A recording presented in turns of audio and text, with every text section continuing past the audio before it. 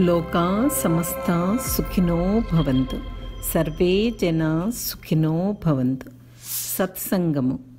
మనస్సును విస్తరించి ప్రపంచాన్ని పరిశీలించండి. మానవ జాతి పడుతున్న వేదన, దుఃఖాలను గమనించండి. వీటన్నింటికీ కారణమేమిటి? ప్రకృతి సమగ్రంగానే ఉన్నది, కానీ అసమగ్రంగా దోషభూయిష్టంగా ఉన్న మానవుని చేష్టలే ఈ సమస్యలన్నిటికీ కారణం. ఆర్థిక అసమానతలు, శక్తియుక్తుల గురించిన అజ్ఞానం వలన వ్యక్తులు తమ సహజమైన అవసరాలు, కోరికలను నెరవేర్చుకొనుటకు ఇతరులను ఈర్ష్య, అసూయలతో చూడటం, వారి గురించి తప్పుగా మాట్లాడటం, దోషాలెన్నడం, అనవసర జోక్యం చేసుకోవడం, ఇంకా ఇతరుల సౌకర్యాలను, ఆస్తులను కొల్లగొట్టడం లాంటి పనులను చేస్తున్నారు. సమాజంలో సమస్యలు, దురభిప్రాయాలు మితిమీరుచున్నాయి.